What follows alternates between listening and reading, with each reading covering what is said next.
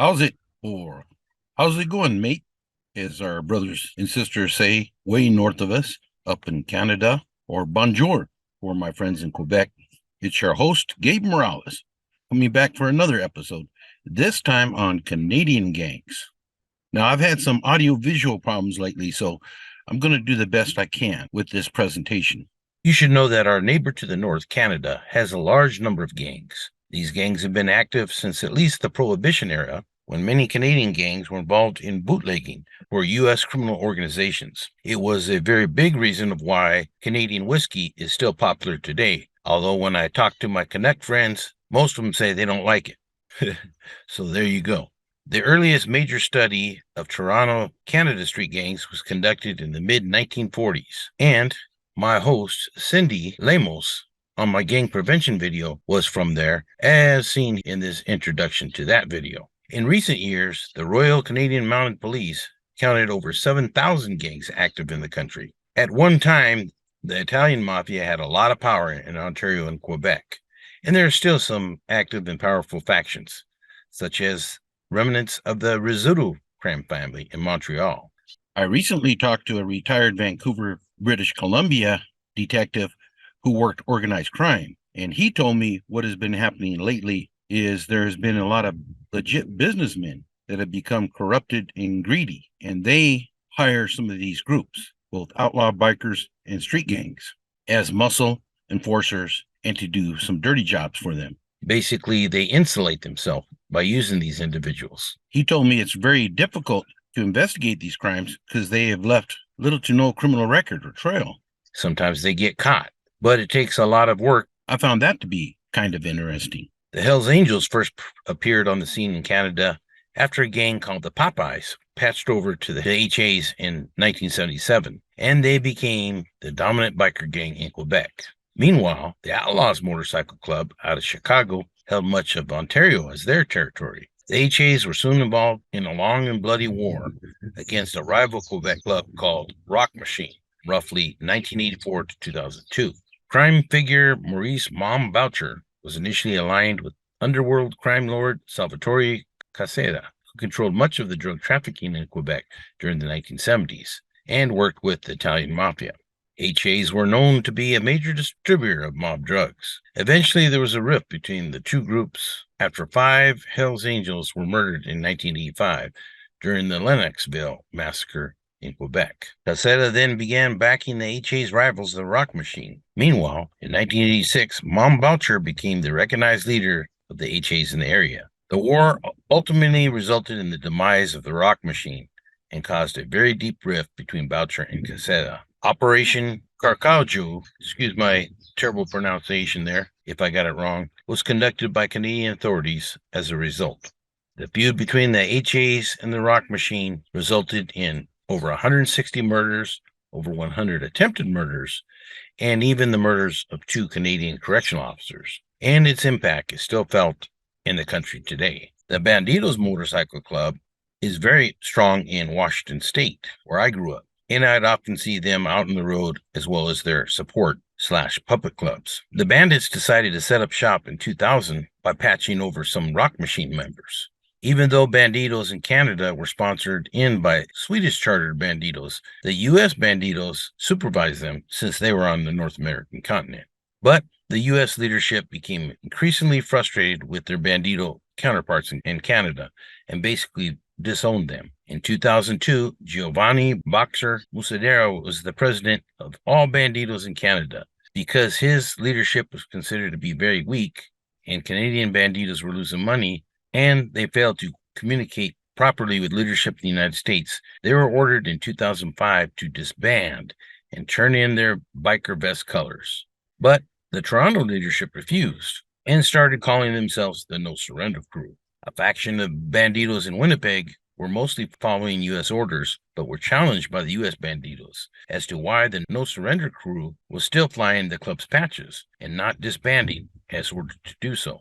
So there was a meeting set up between the two factions by hardline racist Wayne Celestine, who had long been involved in the biker world since the late 1960s. Celestine was Sargento de Armas, or Sergeant at Arms, for the Bandidos in 2004. and did not like former friend and Canadian President Muscadera. Ultimately, and in the end, 5 Bandidos, including Muscadera, were executed in 2006 near the small village of Shadon in Ontario by Celestine, who hoped to regain respect from worldwide Bandidos. Furthermore, there are Aboriginal gangs, what we call Native American gangs, in the States.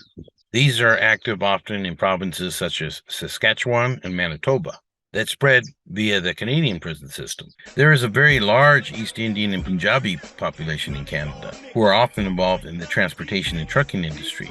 There are also some East Indian Punjabi gangs like Independent Soldiers that operate there. The Independent Soldiers gang generally has been engaged in turf wars, drug distribution, money laundering, and other criminal activities. At one time, Independent Soldiers wanted to align with the United Nations gang, but they also publicly feuded with them, as well as Hells Angels in the past, which led to many unsolved murders, drive-by shootings, and jailing of IS members. The gang has steadily grown over the past years and can be seen on the streets in their red and black colors, as well as wearing clothing tagged with their initials, IS, and can even be found on YouTube. Brothers Keepers is another large East Indian Punjabi gang that has been involved in a lot of violence in Canada. Gangs involved in the latest conflict covering BC's Lower Mainland have been active for years.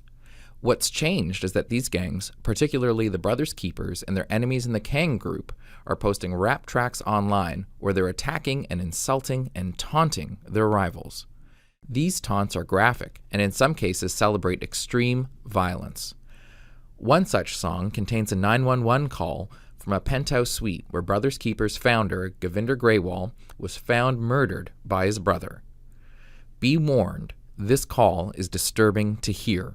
On the range, so smoke on your OG. Tryna put a BK on TV. Now it tells little hoe come don't me. Now it tells little bro come link up. Leave a couple of them hoes in it don't piece. Send lead to his head and his homie. Leave him dead like bro did his OG. Address is 1550 Fern Street. Gang. Okay. And apartment 2502. 2502? Mm-hmm. Okay. Reporting a gunshot wound, deceased patient. Hi, okay, so what's happening? I went to check up on my brother and then found out Found out he's what? he's shot. He's been shot. Okay. Anybody else in the house apart from you? No, Okay, is there a gun there at all? no, there isn't. Okay, is he cold or anything like that? Yeah, cool. What's your brother's name? Yeah, give him the girl. Nasim Ali Mohammed was a member of Brothers Keepers. He was arrested in Seattle after a robbery at a local hookah lounge. He was suspect in multiple homicides linked to the Brothers Keepers gang. The United Nations gang was started by a group of young friends in the Vancouver, British Columbia suburb of Abbotsford. Much of the original funding came from a senior United Nations member named Versace, who continued to provide cash for a number of gangsters awaiting trial or were convicted and sent to prison. They soon specialized in drug running, with their leader, Clayton Rooch, at the helm. Rooch was heavily into martial arts and had many Asian friends who he brought into the United Nations gang. But they also had other races in their gang, thus the name United Nations. They sometimes were friendly with the Hells Angels and feuded with them at other times. For instance, they took on the Hells Angels in a violent fight at a bar named Animals in the town of Chilliwack, located just east of Vancouver. In 2008, Rooch was arrested in Texas while en route to Mexico to make another illegal drug deal with the cartels. He was flown to the Seattle area and held at the SeaTac Detention Center to await trial in U.S. court on international drug trafficking charges.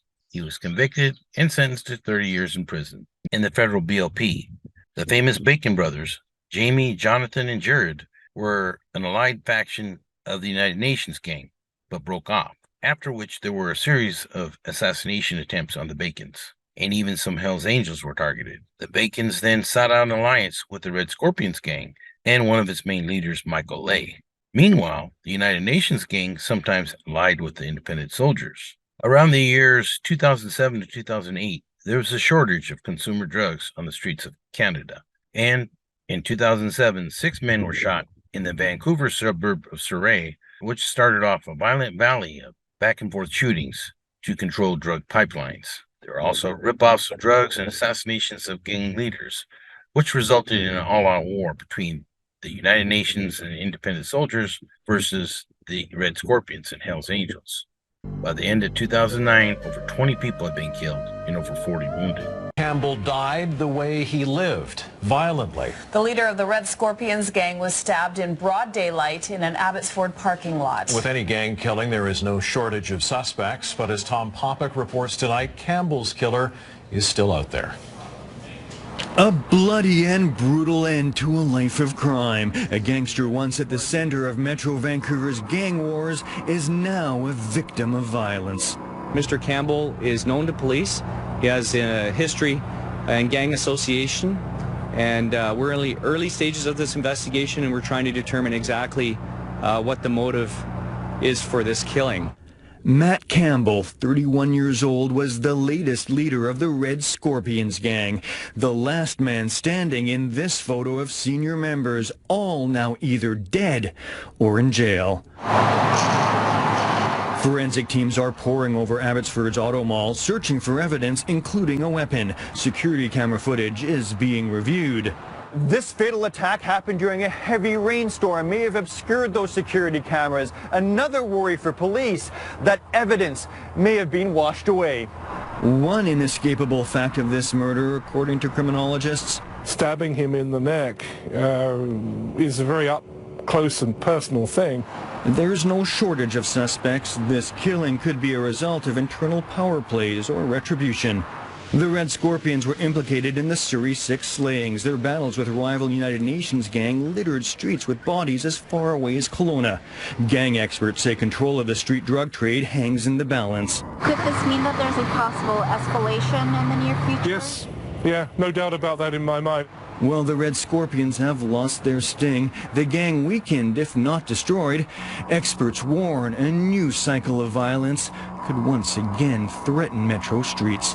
Tom Popick, CTV News, Abbotsford.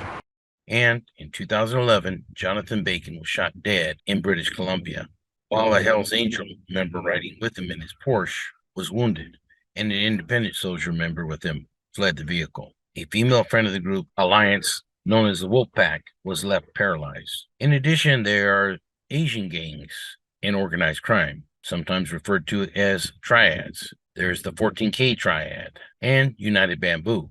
At one time, Big Circle Boys were very active in Canada. Gunfire breaking out in front of a packed nightclub. The chaotic scene left 3 people shot, sending a man in his 20s to hospital with life-threatening injuries. 2 others, a man and a woman, rushed to hospital with serious injuries. They found this victim at this scene, suffering multiple gunshot wounds in life-threatening condition. Artist has been connecting with fans on social media. There's just one problem. He's also on the run, wanted for murder. I'm telling them, if they want to meet me, tell John Toy to reach out. If John Toy reaches out, I'm linking up with anybody. One man died on scene. Witnesses say he was shot in the head, the other taken to hospital where he succumbed to his injuries. The 3rd victim remains in hospital. Some of the stated black African gangs in Canada are African Mafia, the Nigerian Mafia members, North Preston's Finest, which are active in Nova Scotia, Gangster Disciples, which are a Chicago-based gang but active in Canada. There are even Crips and Bloods in some places in Canada that operate independent of their U.S. counterparts in Los Angeles. There's also been some activity in the past of Hispanic gangsters linked to the international drug trade. As far as Hispanic gangs, there are Serranos and even a few Norteños, believe it or not, active in places such as Victoria, Vancouver Island. 18th Street has been spotted there, as well as Mara Salvatrucha in the past, in particular in Toronto. There have also been a few Latin kings arrested in Canada. Today, the situation in Canada is very complicated, and law enforcement is working hard to address gangs and organized crime groups. And so, that concludes my video on Canadian gangs. I will try to come back later and do some more in-depth videos on certain gangs and individuals and their crimes at a later date. For now, this is Gabe Morales signing off for Gangsters, Cops, and Politicians.